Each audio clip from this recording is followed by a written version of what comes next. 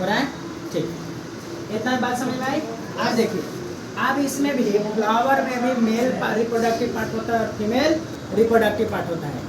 Male reproductive part में कौन कौन सा होगा? तो मेल रिप्रोडक्टिव पार्ट में सबसे पहले जो देखिएगा यहाँ पे मेल रिप्रोडक्टिव पार्ट है, कैमरा जूम कीजिएगा, तो यहाँ पे देखिए सबसे पतला पतला सा है ना, उसको बोलेंगे फिलामेंट। क्या बोलेंगे? इसी पतला हुआ ना, इसको क्या बोलेंगे? फिलामेंट। और ऊपर वाला पार्ट है उसको बोलेंगे एंथर, और एंथर के पास क्या रहेगा? पोलन ग्रेन रहेगा।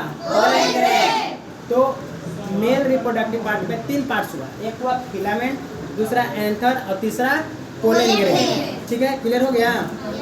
अब हम लोग देखते हैं फीमेल रिप्रोडक्टिव पार्ट में कौन है। इसमें भी 3 पार्ट्स होते हैं। कितने पार्ट्स होते हैं? 3 पार्ट्स। कौन कौन होंगे?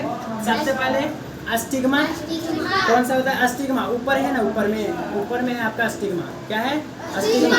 ठीक है, और ये लंबा वाला जो पार्ट है उसको बोलते हैं अस्टाइल। क्या बोलते हैं? अस्टाइल। और उसके नीचे रहता है ओवरी। क्या रहता है? ओवरी। तो ये जो पोलन ग्रेन है ना, वो जाता है कहाँ पे? एंथर से कहाँ जाता है? अस्टिग्मा पे।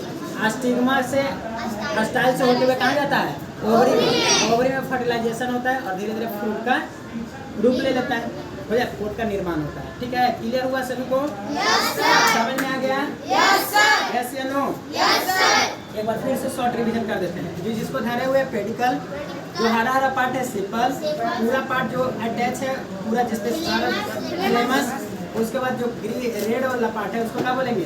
पेटल। उसके बाद अब आते हैं मेल रिप्रोडक्टिव पार्ट में 3 होता है। एक होता है आपको फिलामेंट, जो पतला पतला सा है, यहाँ पे फिलामेंट बोलेंगे। फिर उसके ऊपर 16 भाग को क्या बोलेंगे? एंथर, और एंथर के पास क्या रहेगा? Pollen grain. ये पोलन ग्रेन मधुमक्खी के माध्यम से, भौरा के माध्यम से क्या करेंगे? सट जाएंगे। सटने के बाद वो भौरा